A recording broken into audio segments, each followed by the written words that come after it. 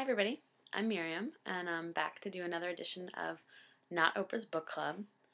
Today we've got a retro edition, because the book I'm going to be talking about was published over 30 years ago. The book I want to talk about today is Forever by Judy Blume.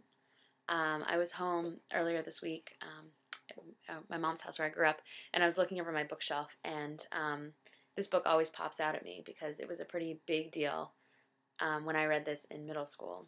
So I wanted to talk about it today. So for those of you who don't know, Forever by Judy Blume is a book about, the front cover says, a moving story of the end of innocence. But essentially it's a book about a young girl's first sexual experience, really her first romance at all. She's a senior in high school. And the book goes into a lot of detail about kind of her experiences with her boyfriend Michael and their and losing her virginity and kind of dealing with the trials and tribulations of a first love that includes sex. And I remember buying this book. My dad actually bought it for me, I think, not knowing, what was going on in it. It's a pretty, innocent cover, I'd say. At like a Barnes & Noble or something one day. I was a voracious reader as a kid. And I remember going home that afternoon and sitting on my bed and reading the entire thing cover to cover in like 3 hours. It was big. I was the kind of kid who always read books about teen romance and was really into that kind of thing. And so this book was amazing because it gave so much more detail than any other book I'd read about exactly kind of what this relationship was like for her and the sex and, all the things that come with sort of your first sexual experience. So I was amazed and learned a ton from reading this book, and I think I was like 12 or 13 probably. I ended up taking the book to my middle school and sharing it with my friends, and actually you can see in this is the original copy, there's a bunch of names.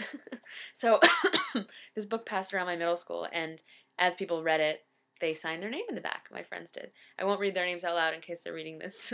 They watch Feministing, but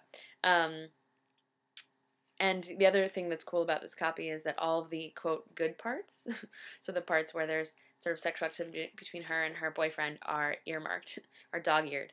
So, this book was just a big deal for me in terms of opening my eyes to sort of the details of what a relationship between a teenage girl and boy are like, and sex, and a lot of the sort of details that you just don't get from other books, and I really learned a lot from it in that way.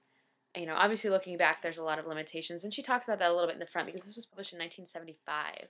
In the book, she references VD, venereal disease. She talks about, what things have changed since, the advent of HIV and safe sex, and sort of the kind of concerns that these kids have are really different than kids today because of that.